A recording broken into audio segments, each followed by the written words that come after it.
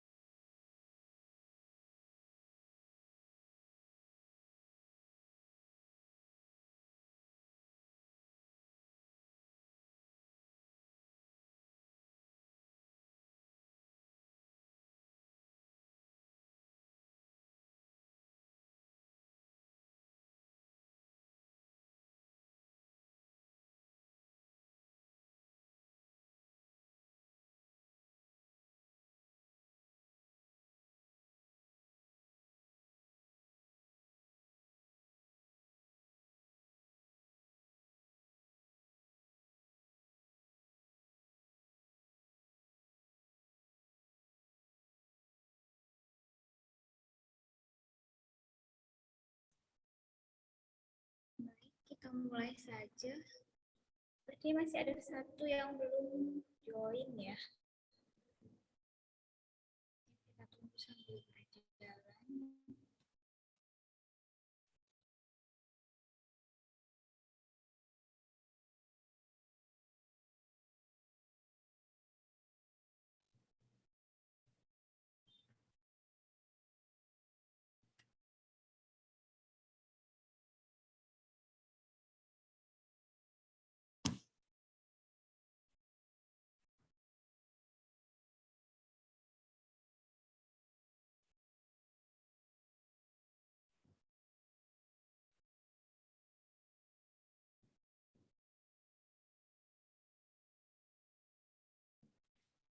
Baik, kita mulai saja ya kuliah pagi hari ini. Assalamualaikum warahmatullahi wabarakatuh. Waalaikumsalam warahmatullahi wabarakatuh. Suara saya terdengar jelas ya? Jelas, Bu.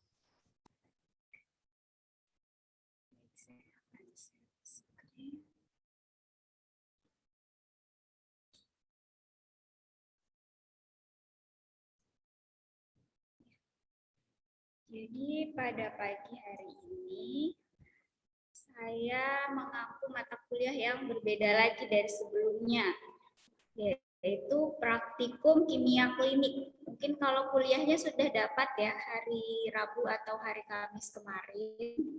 Nah, hari ini adalah praktikumnya.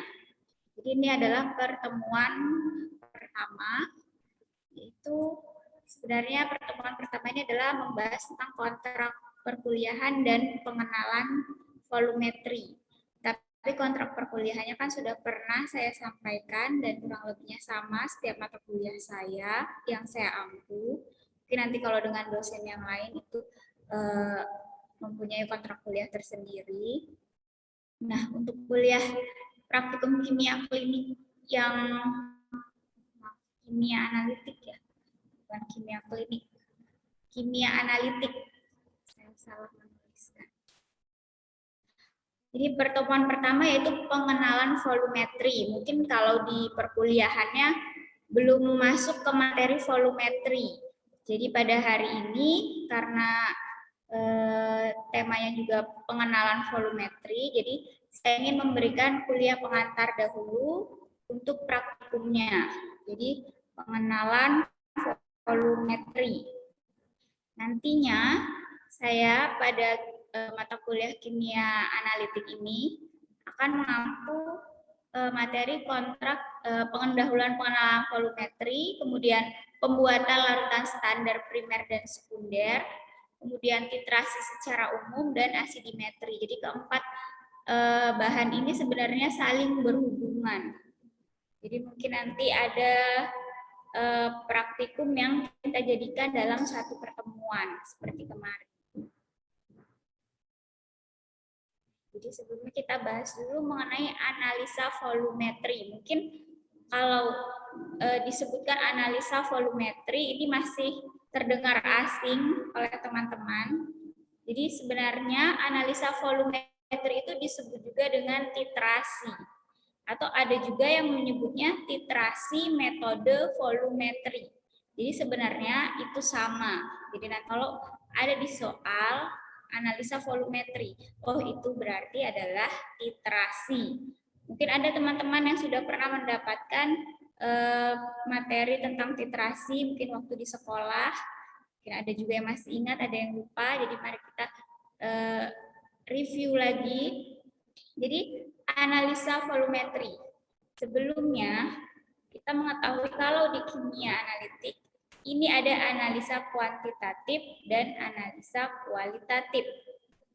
Di sini kita akan membahas analisa kuantitatif. Ini adalah proses atau pekerjaan untuk mengetahui komponen suatu sampel yang ditinjau dari segi jumlahnya. Jadi kuantitatif yang dilihat adalah jumlahnya, quantity. Nah, analisa volumetri ini termasuk atau adalah salah satu contoh dari analisa kuantitatif.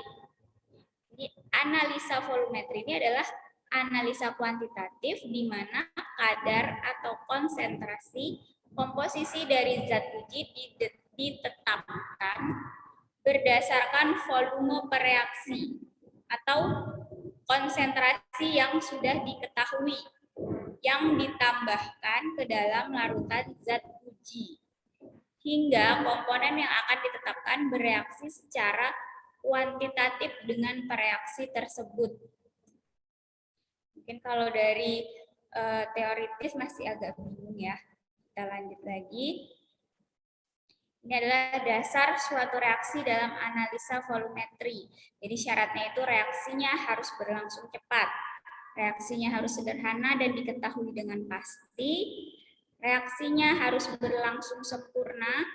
Kemudian alat pengukur volume seperti buret, pipet volume, dan labu takar yang ditera itu harus secara teliti. Kemudian senyawa yang digunakan sebagai larutan baku atau larutan standar ini harus senyawa dengan kemurnian tinggi.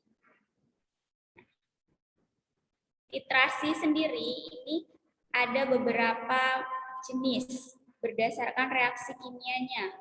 Ada titrasi asam basa, titrasi redoks, reduksi oksidasi, kemudian ada titrasi pengendapan, dan juga ada titrasi kompleksometri.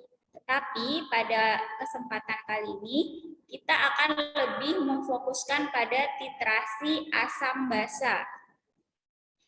Nah, pada titrasi asam basa ini akan sangat familiar dengan kurva titrasi.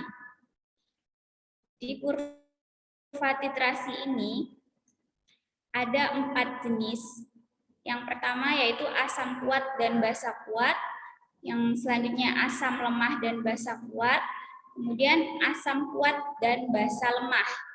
Sebenarnya ada satu lagi asam lemah dan basa lemah, tetapi itu sangat jarang digunakan karena titrasinya cukup lama apabila menggunakan asam lemah dan basa lemah.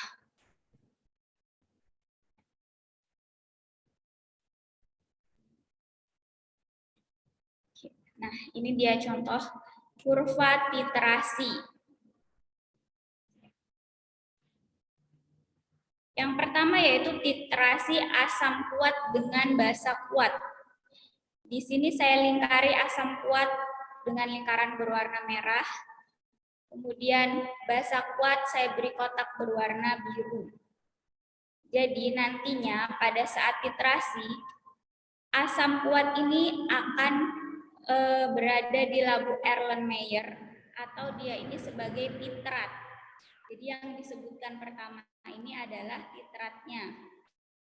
Kemudian basa kuat ini akan diletakkan di buret. Dia sebagai titran. Jadi yang disebutkan pertama ini adalah titratnya, kemudian yang disebutkan kedua adalah titrannya. Kemudian kita lihat kurvanya. Kalau dia asam kuat dengan basa kuat, pH-nya dimulai dari bawah. Dia menunjukkan pH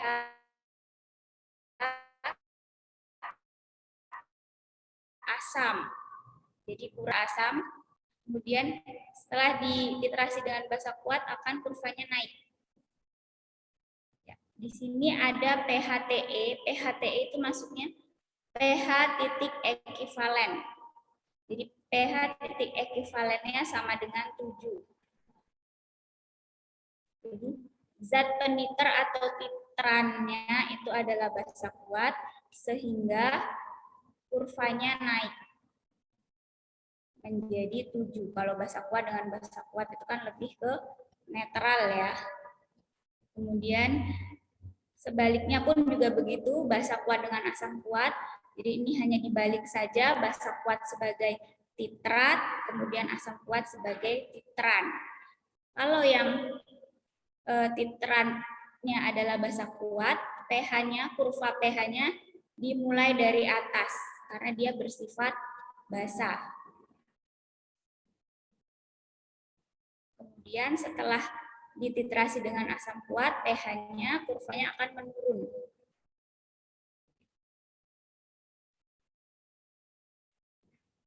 Ini ada juga contoh basa kuat dengan asam lemah.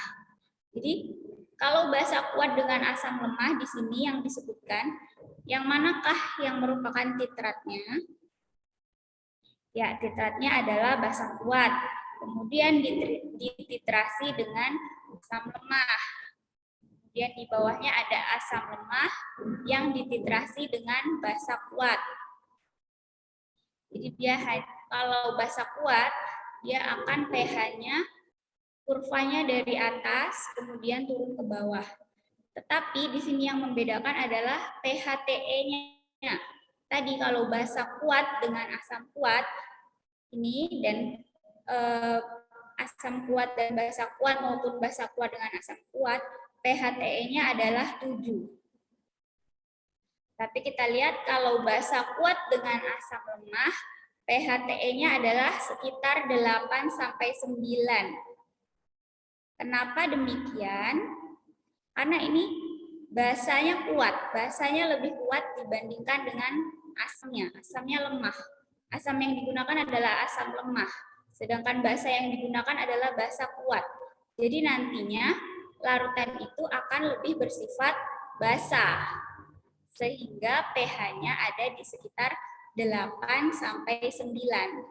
Jadi dia sifatnya lebih basa. Nah, beda lagi dengan asam kuat dengan basa lemah ataupun basa lemah dengan asam kuat. Ini pH-TE-nya akan di bawah 7. Karena apa? Karena di sini asamnya lebih kuat. Jadi larutan itu nantinya akan bersifat lebih asam. Jadi pH-TE-nya 5-6. Kalau yang tadi 8-9, kalau yang basa kuat. Kemudian titrasi asam basa. Jadi sebenarnya titrasi asam basa ini adalah reaksi penetralan asam dan basa. Reaksi penetralan asam dan basa. Karena di sini kita menggunakan dua senyawa senyawa yang berbeda, yaitu yang satunya pH-nya basa dan yang satunya adalah pH-nya asam. Tujuannya adalah untuk mengetahui kadar atau molaritas dari asam atau basa. Jadi tergantung. Kalau yang titratnya itu yang asam, berarti kita ingin mengetahui kadar atau molaritas dari asam tersebut. Tapi kalau yang titratnya adalah basa, berarti kita ingin mengetahui kadar atau molaritas dari basa tersebut. Di mana salah satunya kita harus tahu konsentrasinya. Jadi di antara kita kan menggunakan dua nih, asam dan basa. Kalau kita mau mencari kadar dari asam, basa yang kita gunakan itu kita harus sudah tahu konsentrasinya. Tapi kalau kita mau mencari kadar dari basa, asam yang kita gunakan untuk titrasi kita harus sudah tahu konsentrasinya. Jadi salah satunya kita harus sudah tahu konsentrasinya.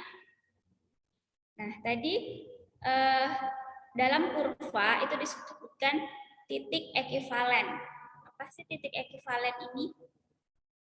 Titik ekivalen ini adalah pH saat asam dan basa tepat habis bereaksi. Secara teoritis ya. Jadi tadi kan saat basa kuat dititrasi dengan asam kuat, pH-nya kemudian akan mencapai 7 atau paling tidak sangat mendekati 7. Jadi dia menjadi pH netral. Kemudian apa itu titik akhir titrasi? Saat titrasi kita juga akan bertemu dengan istilah TAT atau titik akhir titrasi. Ini di mana saat saat indikator berubah warna. Ya, saya kembali lagi. Di sini ada indikator pada keterangan. Disebutkan ada indikator yang dapat digunakan. Untuk basa kuat dengan asam kuat, pilihan indikatornya ada lebih banyak, yaitu ada metil merah, ada bromtimol, ada fenolftalin, dan sebagainya. Nah, untuk basa kuat dan asam lemah, ini bisa menggunakan fenolftalin. Kemudian sedangkan untuk asam kuat dan basa lemah, ini bisa menggunakan metil merah. Jadi ini adalah indikator. Indikator itu untuk apa? Indikator itu untuk memberikan warna pada larutan yang akan kita titrasi. Jadi disebutkan di sini titik akhir titrasi. Titik akhir titrasi itu titik di mana kita berhenti melakukan titrasi. Di mana kita tahu kita sudah selesai melakukan titrasi, yaitu melalui indikator tersebut. Apabila larutannya nanti sudah berubah warna, itulah kita sudah tahu kalau titrasi kita sudah tercapai. Jadi dikatakan titrasi tersebut selesai. Jadi titik ekivalen ini diusahakan harus sangat mendekati titik akhir titrasi dengan titik ekivalen ini harus sangat dekat, tidak boleh jauh. Jadi sekitar 7 atau 8 kalau misalnya dia basa, atau 5-6 kalau dia bersifat asam. Sehingga pemilihan indikator ini sangat penting. Nah, ini adalah alat yang dibutuhkan untuk titrasi. Yang pertama adalah buret. Bisa dilihat buret adalah tabung yang ujungnya lancip yang nantinya akan meneteskan pentiternya atau titerannya. Bisa dilihat dari panah yang menunjuk buret. Kemudian ada statif. Kalau statif itu tiang yang untuk menggantungkan buretnya ini. Ini adalah statif. Jadi statif dan buret ini adalah satu kesatuan. Kemudian pada buret ini ada stopcock atau keran. Jadi nanti kita bisa mengatur laju derasnya titran yang untuk menitrasi. Jadi biasanya kita akan membuatnya sekecil mungkin. Jadi tetesannya itu perlahan hingga mendapatkan warna yang kita inginkan. Kemudian di bawah ini ada Erlenmeyer. Jadi Erlenmeyer ini adalah tempat sampel kita. Jadi molaritas yang dicari ini diletakkan di dalam labu Erlenmeyer. Sedangkan mol yang sudah diketahui itu diletakkan di dalam buret. Sekarang kita perhatikan ini dituliskan di bawah A dan B. Maksudnya A ini adalah pada saat awal dimulai saat akan titrasi. Sedangkan B ini adalah titrasinya sudah tercapai, sudah terlihat bahwa warna larutan yang ada di labu Erlenmeyer sudah berubah menjadi pink muda, samar-samar pink. Jadi bagaimana kita berhenti saat biasanya kalau kita titrasi, kita teteskan sedikit-sedikit sambil Erlenmeyernya kita aduk, kita goyang-goyang. Jadi nanti akan muncul saat dia sudah mendekati tercapainya titik akhir titrasi itu mulai terlihat warna merah, tetapi ketika diaduk dia akan hilang lagi. Nanti saat kita teteskan akan muncul lagi warna merah muda. Saat diaduk hilang lagi. Titik akhir titrasi itu tercapai apabila saat kita aduk warna merah muda itu sudah tidak hilang. Jadi warna merah mudanya itu masih ada walaupun kita sudah aduk. Begitu. Itulah titik akhir titrasi. Tetapi warna merah muda ini tidak boleh terlalu pekat. Jadi kalau misalnya kita aduk, warnanya sudah tidak berubah, sudah stop, berhenti. Itu berarti titrasi kita sudah tercapai.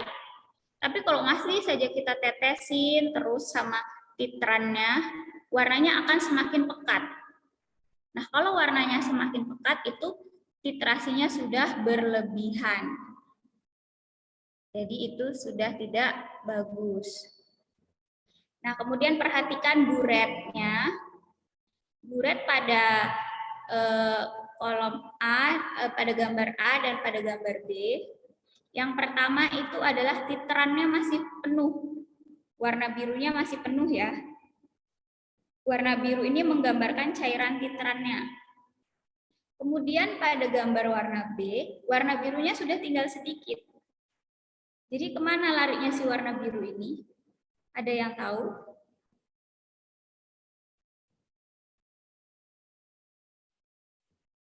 Kemana perginya cairan warna biru? Menetes ke Erlenmeyernya, Bu. Ya, jadi menetes ke Erlenmeyernya. Jadi titrannya ini sudah kita teteskan ke Erlenmeyer, sehingga titrannya sudah berkurang. Nah, pada tabung buret ini ada angka-angka untuk kita mengetahui berapa volume yang terpakai. Itulah nanti yang akan kita gunakan untuk perhitungan. Jadi volume yang terpakai ini nanti yang kita catat, yang kita amati. Berapa sih volume yang dibutuhkan oleh cairan biru ini untuk membuat warna larutan yang ada di labu Erlenmeyer menjadi pink muda? Itulah yang kita cari. Ada yang ingin ditanyakan sampai sini?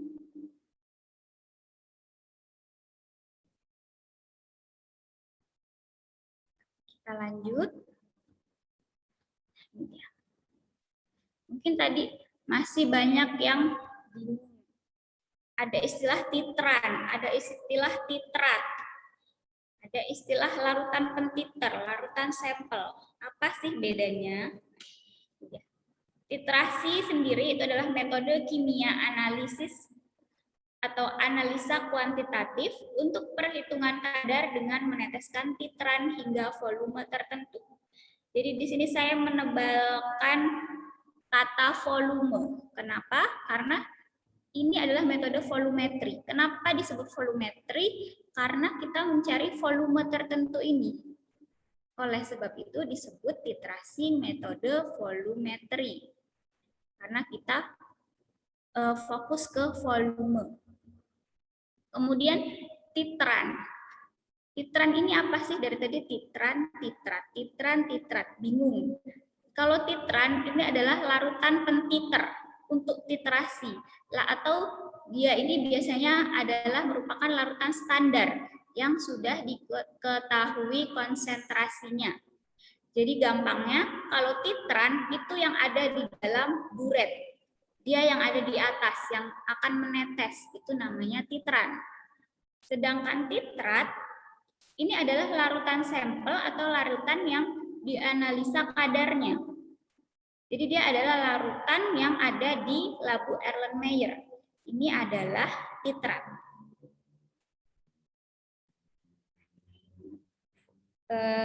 Gambar sebelahnya itu adalah yang saya beri kolom warna pink ya, volume yang kita perhatikan ini, volume berkurangnya bukan konsentrasi, maksudnya volume titran yang berkurang. Inilah yang kita perhatikan. Kemudian titik akhir titrasi tercapai itu adalah ketika larutan sudah berwarna pink muda. Biasanya ini menggunakan indikator EP atau fenolftalin.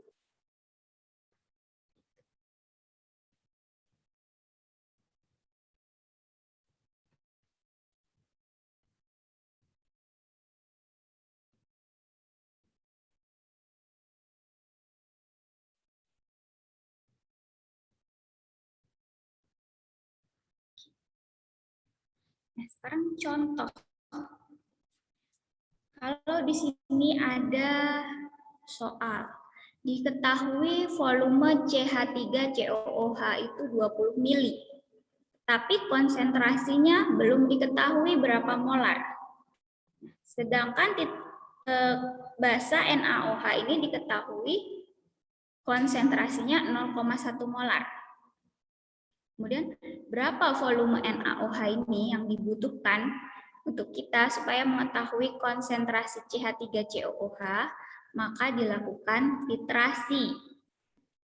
Jadi nantinya hasilnya akan kita masukkan ke dalam rumus M1V1 sama dengan M2V2. Jadi M1 ini MCH3COOH, kemudian VCH3COOH sama dengan M dari NaOH dikali V dari NaOH.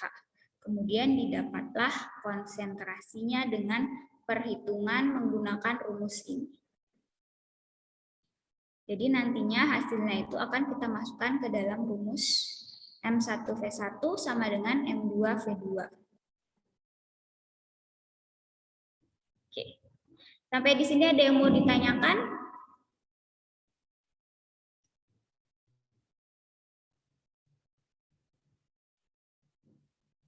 Bu, boleh kembali ke soal, Bu? Kembali ke soal, ya, silahkan.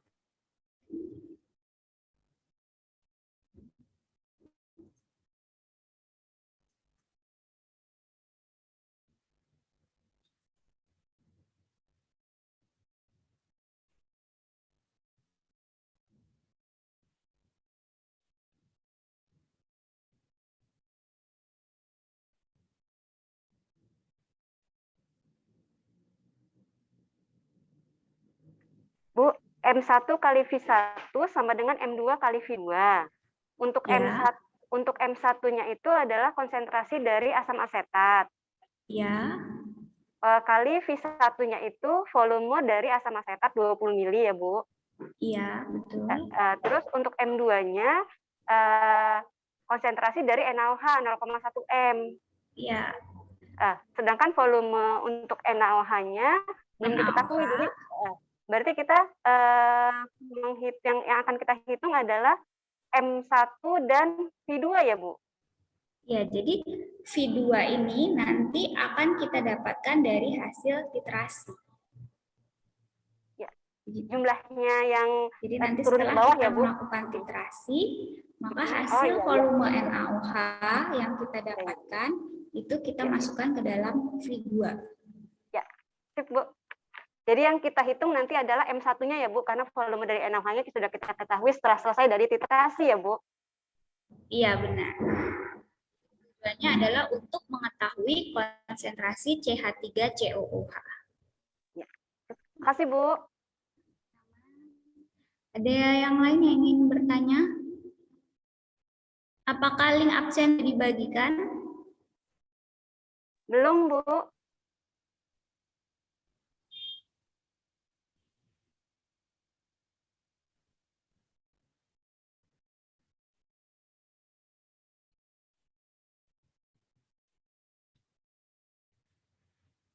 Suara saya terdengar?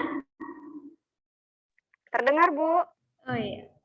Link absen sudah dibagikan ya? Belum ada, Bu. Belum. Oke.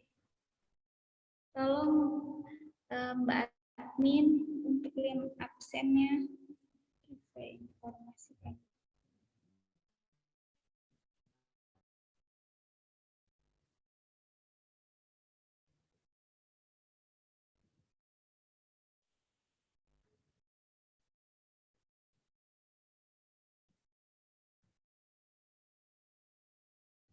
Ibu, maaf Bu, saya masih belum paham dengan contoh soal ini, masukin ke rumus-rumusnya.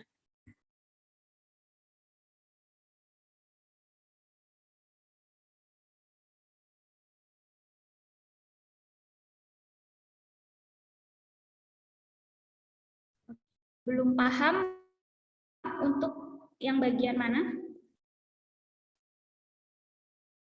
Untuk bagian soalnya Bu, masukin ke rumusnya itu gimana, apa yang mau dihitung gitu loh, belum paham. Oke. Jadi sekarang diketahui volume CH3COOH. Sebelumnya teman-teman sudah tahu CH3COOH itu basa atau asam? Asam, Bu. Asam. Apakah dia asam lemah ataukah dia asam kuat? Asam asetat. Asam asetat. Asam kuat ya, Bu? Asam lemah. Ya. Asam lemah. Oh iya. ACL ya, Bu, asam kuat ya? Iya, ACL asam kuat. Kemudian kalau NaOH adalah basa kuat. Jadi volume M1 adalah molaritas dari asam yang akan kita cari. Jadi kita misalkan saja M1 ini adalah X. Gimana di sini? Nggak kelihatan juga ya. Nggak ada papan, sebentar saya tulis. M1 ini misalnya adalah X. Kemudian V1.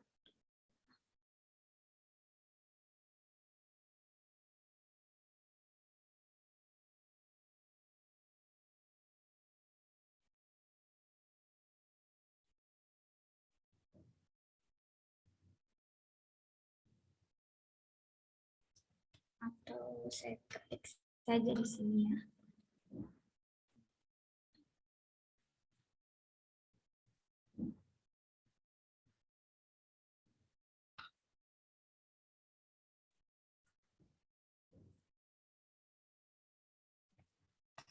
Jadi M1 adalah X yang kita cari, konsentrasi yang kita cari. Kemudian V1 adalah volume dari asam. Volume asamnya berapa, Putri? Volume asamnya 0,1.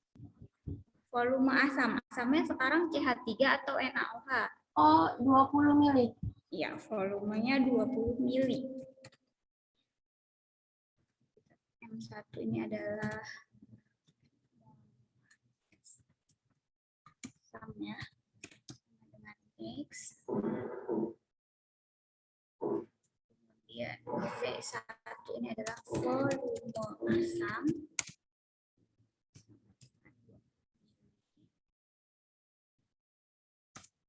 Kemudian M2 ini adalah molaritas NaOH 0,1. Kemudian V2 ini adalah volume dari basa NaOH. Ini adalah hasil titrasi. Nah, jadi ini keterangannya. Setelah itu kita masukkan, berarti nantinya kita misalkan hasil titrasi ini adalah 20 mili. Jadi V1 M1 sama dengan V2 M2 atau sebaliknya M1 V1. Jadi samakan saja biar tidak bingung. M1 V1 sama dengan M2 V2. Berarti kita masukkan X dikali dengan V1 20 mili itu sama dengan M2-nya 0,1 dikali 20 mili volumenya. Seperti itu. Kemudian nanti X sama dengan 0,1 dikali 20 dibagi 20 mili. Jadi nanti V1-nya akan pindah ke ruas sebelah kanan menjadi pembagi. Jadi konsentrasi X diketahui adalah 0,1 mol.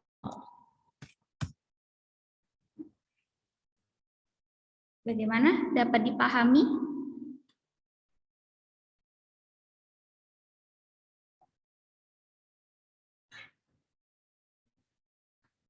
Putri, bagaimana? Ya Bu, sudah paham. Sudah paham? Ya, teman-teman yang lain? Sudah, Bu. Sudah ya, sudah dapat dipahami. Baik.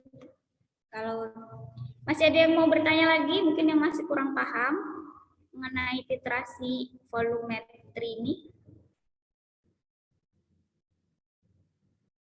Oke, kalau sudah kita lanjut. Jadi pada praktikum pertemuan pertama ini tidak ada laporan. Jadi ini saya hanya memberikan kuliah pengantar. Tapi di sini saya mempunyai 4 soal yang akan saya jadi rule-nya adalah rebutan, random aja. Jadi tidak satu-satu mengerjakan, tapi siapa yang bisa menjawab, dia akan mendapatkan nilai tambahan. Jadi di sini hanya ada 4 soal ya, jadi dipersiapkan. Kemudian rule-nya adalah kalian harus menuliskan nama di kolom chat dulu, setelah saya sebutkan, baru nanti kalian menjawab. Karena nanti kalau langsung menjawab, takutnya bersamaan dengan temannya, atau ketika menjawab koneksinya buruk, terlambat, ya kan? Jadi silakan ketik nama kalian dulu di kolom chat, nanti setelah saya tunjuk, baru silakan menjawab. Pertanyaannya pertanyaan-pertanyaan singkat, review dari apa yang sudah dijelaskan tadi. Baik, sudah siap ya untuk pertanyaan pertama.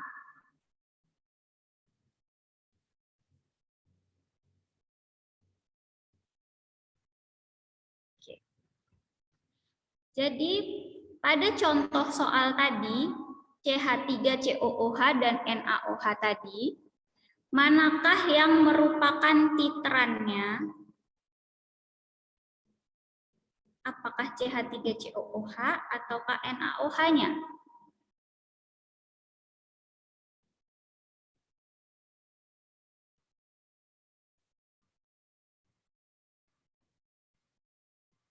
Baik, ada yang mau menjawab? Dewi, ya, yang pertama adalah Ibu Dewi. Silakan Ibu Dewi.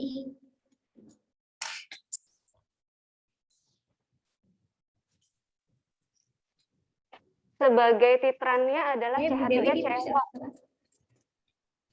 Iya, apa jawabannya Ibu Dewi? Sebagai titrannya adalah CH3COH. CH3COOH. Oke. Jadi sebagai titrannya CH3COOH. Berarti kalau CH3COOH titrannya, ini menurut kurvanya ini dia termasuk kurva yang mana ya Ibu Dewi? Kurva yang asam lemah, basa kuat. Ya, kurva asam lemah basa kuat. Kemudian pertanyaan selanjutnya. Jadi Ibu Dewi sudah dapat nilai ya. Yang lain, ayo silahkan.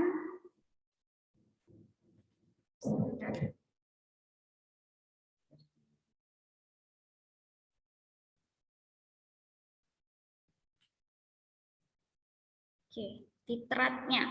Sekarang yang ditanyakan adalah titratnya. Apakah titratnya CH3COOH atau NaOH?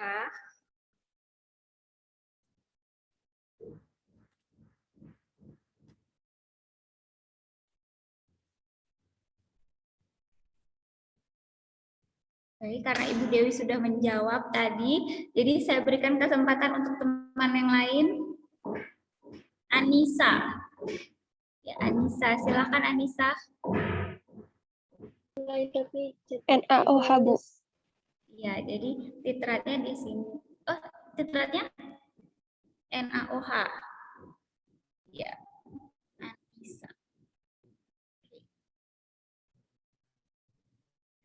Ya, jadi membahas tentang titrat dan titran.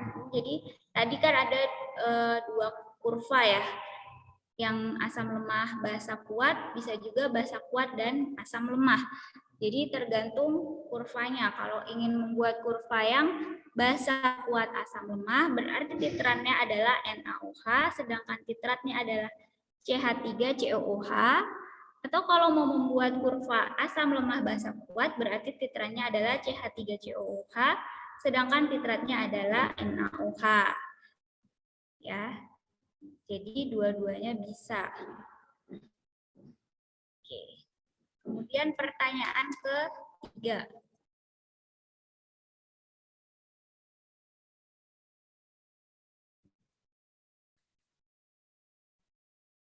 Oke. Kurva titrasi yang terbentuk.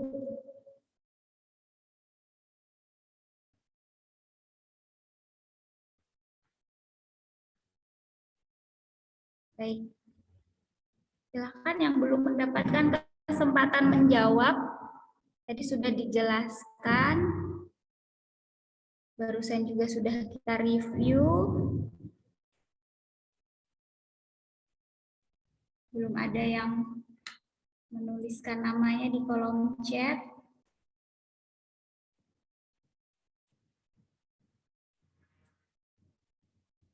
Bagaimana dengan kurva titrasi yang terbentuk?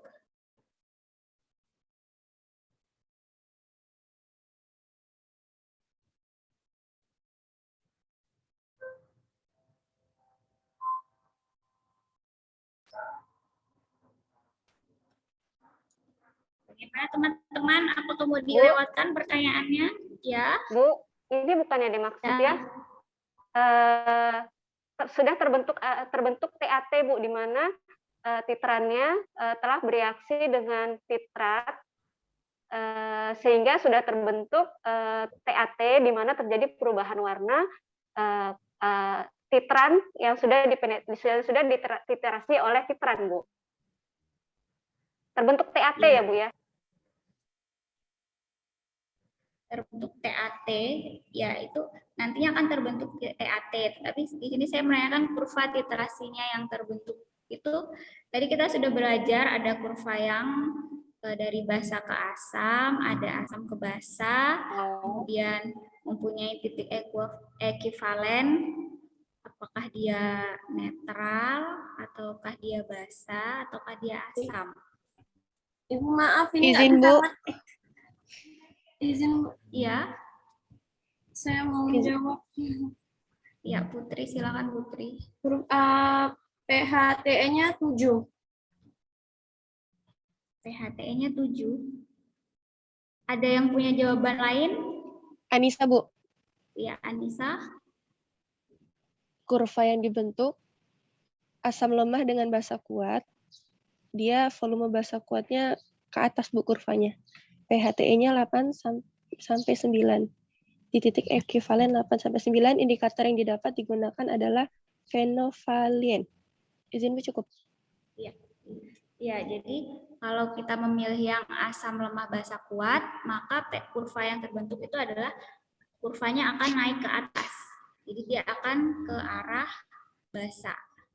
Ya, jadi dia awalnya adalah kurva pH-nya ada di bawah karena dia asam lemah. Kemudian setelah dititrasi akan naik ke atas. Kemudian pH-nya adalah mendekati 8 atau 9. Pertanyaan terakhir. pH titik ekivalen. Ini sudah terjawab. Ini saya menunggu jawaban dari teman-teman yang lain. Apakah tidak memperhatikan tadi?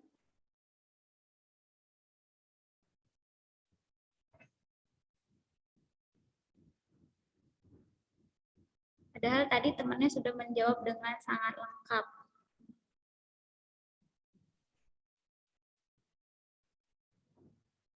Kesempatan terakhir untuk mendapatkan nilai tambahan. Kalau Anissa sudah tidak boleh menjawab ya, sudah 2 kali. PH-nya, PH titik Iya, boleh. ekivalennya 7. PH-nya 7. pH-nya 7, Putri. Boleh Mungkin bisa saya? dibaca lagi. Iya, silakan Ibu Tiwi. pH-nya itu 8 sampai 9, Bu. Iya, jadi pH-nya itu adalah 8 sampai 9. Tadi sudah disebutkan oleh temannya. Mendekati basa karena dia basa kuat. Yang satunya asam lemah. Ya. Bagaimana sampai di sini? Apakah ada yang ingin ditanyakan?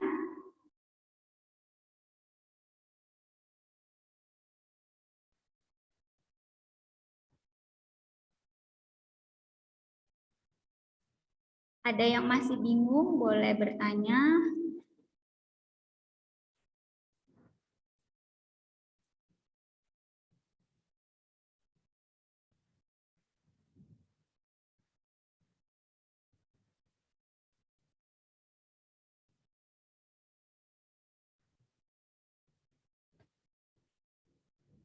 Rosa, bagaimana Rosa? Ada yang masih belum jelas, Rosa?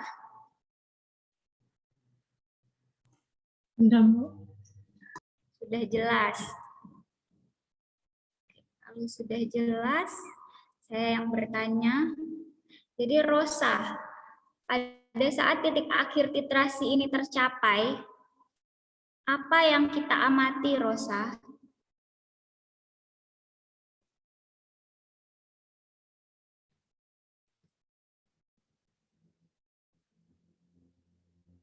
Di sini sudah ada, saya beri kotak berwarna kuning, titik akhir titrasi tercapai.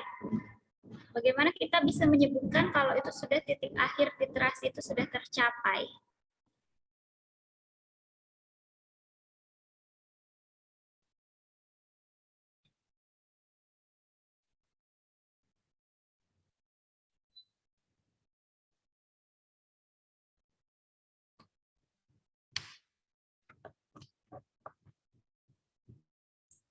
Bagaimana Rosa? Oke, mungkin dibantu dengan Mbak Sofia. Coba Mbak Sofia. Larutan tersebut tidak berubah warna lagi ketika diaduk. Tidak berubah warna lagi. Jadi warnanya apa? Kalau dia menggunakan indikator PP? Merah muda. Iya, merah muda.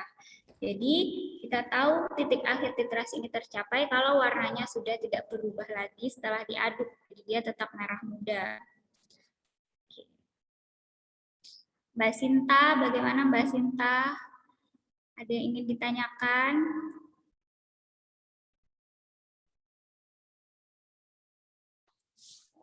Sepertinya tidak, Bu.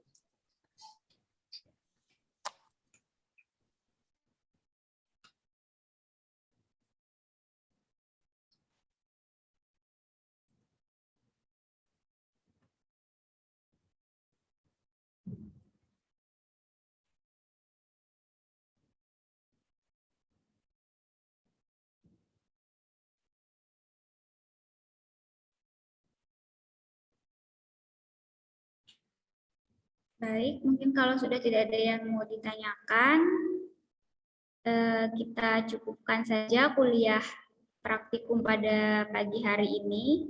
Jadi ini sekedar pengantar sebelum praktikum volumetri karena materinya belum didapatkan pada saat kuliah, belum masuk materi volumetri. Kemudian kita akan bertemu lagi minggu depan. Kalau minggu depan akan ada laporan yang harus dikerjakan. Jadi ini sudah tidak ada lagi yang bertanya? Cukup, Bu. Cukup, Bu. Ya. Ya, oke. Baik, kalau gitu saya akhiri. Wassalamualaikum warahmatullahi wabarakatuh. Waalaikumsalam warahmatullahi wabarakatuh. Wabarakatuh.